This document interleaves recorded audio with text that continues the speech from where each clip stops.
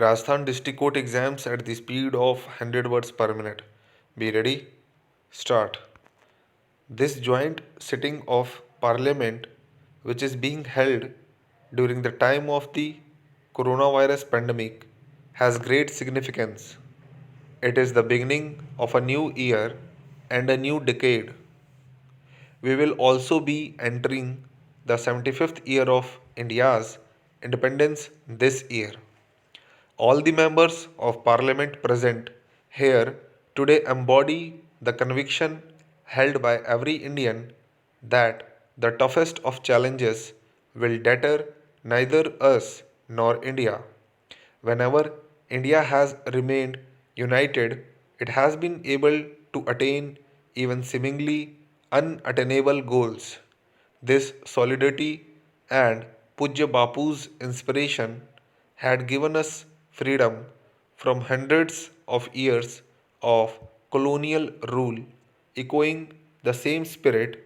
Assam Kesri Ambikagiri Rai Chaudhary, the nationalist poet, had said, that is, India's grandeur is the ultimate truth. In one single consciousness, one thought, one devotion, one inspiration, let us unite, let us unite. This unity and dedication of Indians has enabled the country to overcome multiple adversities. Our country has faced every crisis with fortitude, be it the coronavirus, pandemic, floods, earthquakes, or major cyclones in several states, locust attack, or the bird flu. The recent past also saw an unprecedented escalation in tension along the border. The nation stood together, battled crisis on multiple fronts, and surmounted every challenge.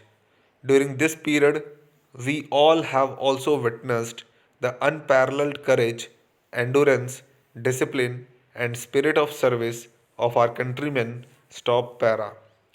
In this fight against the pandemic, we have also suffered the untimely loss of life of a number of our countrymen. Our beloved former president and my predecessor, Shri Pranab Mukherjee, too passed away during the pandemic. The untimely demise of six members of parliament was also due to the coronavirus. I pay my heartfelt tribute to all of them. Stop para. It has been said in our Shastras that if we do our duty, success is assured. During the coronavirus pandemic, which has affected each individual and every country in the world, India has emerged on the global stage with renewed vigor. It gives me satisfaction that due to timely and calibrated decisions taken by my government, we were able to save lives of lakhs of our countrymen. Today, there is a rapid decline in the number of new cases of coronavirus, and at the same time, there is a significant increase in the number of recoveries. When we think of the preceding year, we are reminded of the twin challenges that faced us of saving lives of the citizens and protecting the economy. Besides announcing a record economic package for reviving the economy, my government took care to ensure that no poor person went hungry. Stop para.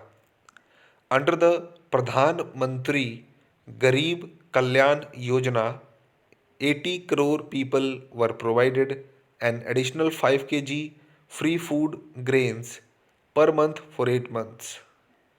The government was also mindful of the plight of migrant laborers, workers, and those who were away from their homes. Besides providing them with the facility of one nation, one ration card, the government made free food grains available and organized Shramik special trains for them. Stop para. A person who implores or begs is considered to be less valuable than even straw or cotton. Even the wind that carries away cotton and straw will not take a person who begs, lest he starts demanding something from wind itself. In this way, everyone tries to avoid a beggar. This implies that in order to enhance our relevance or importance, we must minimize our dependence on others and become self reliant. The dream of an empowered and free India, which our freedom fighters had envisioned, was also based on the idea of self reliance of the country. Stop.